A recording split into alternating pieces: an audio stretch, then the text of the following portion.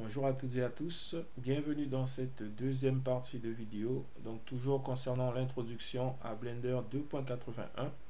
Et dans cette partie, nous allons voir en fait comment déplacer un objet, le redimensionner ou le faire tourner donc sur lui-même. Alors pour ce faire, ici donc vous ouvrez donc de nouveau Blender, vous accédez donc ici à votre scène par défaut, vous sélectionnez donc votre cube avec la touche droite. Vous pouvez ici accéder aux paramètres de transform, donc qui correspondent au déplacement dans l'axe X, Y et Z, ou rotation et redimensionnement ici. Donc pour commencer le déplacement d'un objet, la commande de raccourci via votre clavier, c'est la touche G. Donc si j'appuie ici sur G et je bouge ma souris, vous voyez que j'ai attrapé donc le cube. Donc G qui veut tout simplement dire grab, en anglais attraper. Donc ici, je peux déplacer mon cube et le positionner à n'importe quel endroit dans l'espace 3D. Si je valide ici avec la touche gauche, mon cube, je l'ai déplacé et je l'ai déposé juste ici. Alors CTRL Z pour annuler. Je peux aussi contraindre en fait le déplacement d'un objet dans les trois axes. Donc ici, l'axe Y, l'axe X, et ici je vais afficher l'axe Z, donc c'est l'axe bleu ici. Donc si j'appuie sur G et que j'appuie ensuite sur Y, mon cube va se déplacer uniquement dans l'axe des Y ici. Je peux valider la position. Ensuite je lui dis G en X, il va se déplacer uniquement dans cette position. Alors ici je fais tout simplement bouger ma souris et il glisse en fait le long de cet axe. Et je fais aussi G dans Z et il va se repositionner ici en hauteur. D'accord? Pour annuler ici tous les effets de transformation de la position d'un objet, vous pouvez tout simplement faire un Alt G ou, alors ici j'annule, CTRL Z, ou ici vous pouvez remettre les valeurs ici de déplacement à 0. Donc ici avec ma souris je sélectionne tous ces paramètres ici. Dans mon pavé numérique, je tape 0 et je valide. Et mon objet revient tout simplement au centre de la scène ici. Donc bien sûr ici avec ces valeurs aussi manuellement, vous pouvez les déplacer dans les axes, dans les différents axes ici. Par exemple en Z, en Y ou en X. Ok. Vous pourrez noter également que ces valeurs ici par défaut sont en mètres. Si vous voulez changer l'unité de mesure, vous venez juste ici dans Unit et vous pourrez donc utiliser une autre unité de mesure. Ou ouais, c'est bien ça. Hop, hop.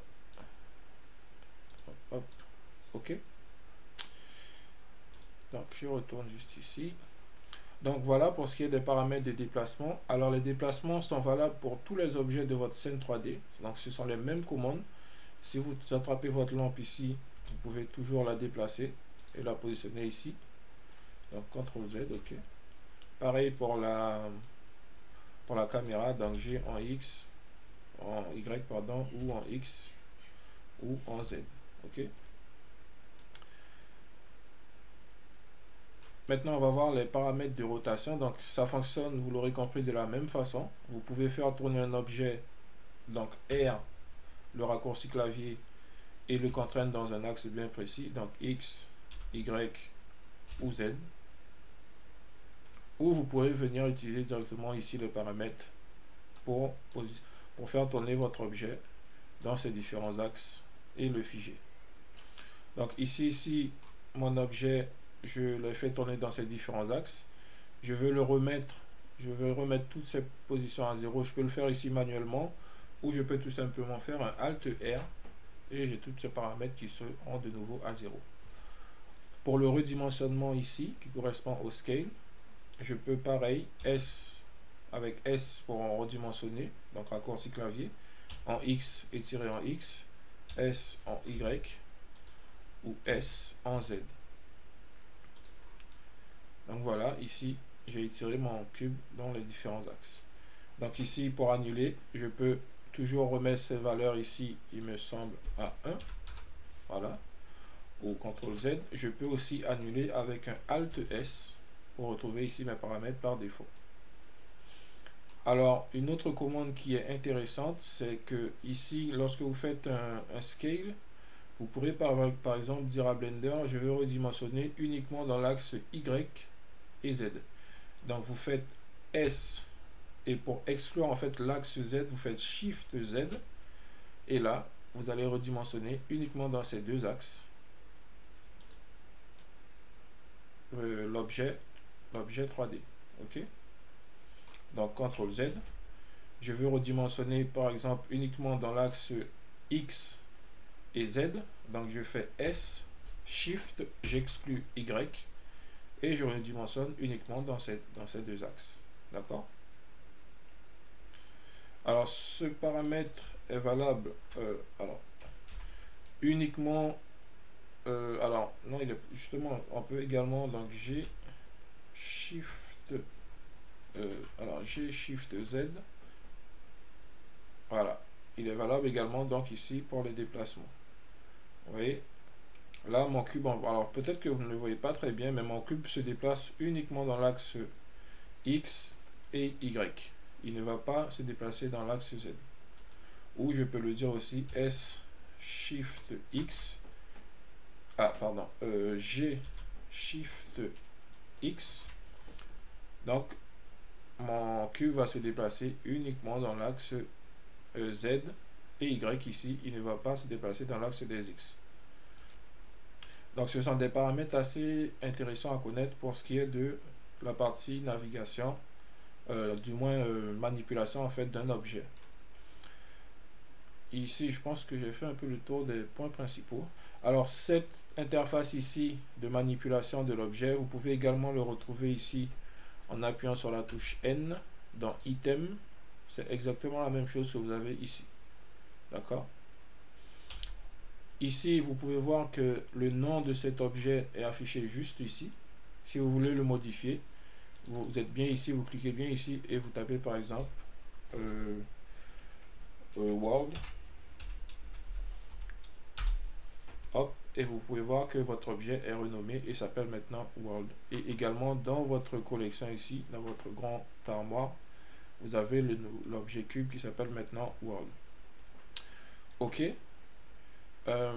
Alors je vais également vous montrer comment enregistrer un projet, sauvegarder un projet, puisque dans la troisième partie de ces vidéos, nous allons débuter en fait la modélisation de notre petit bâtiment low poly.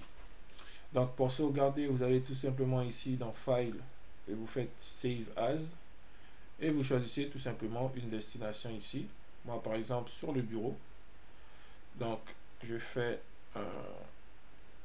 hop, sur le bureau, Save As, excusez-moi, alors hop, Save As, bureau, et là je donne un nom, j'assigne un nom, donc projet modélisation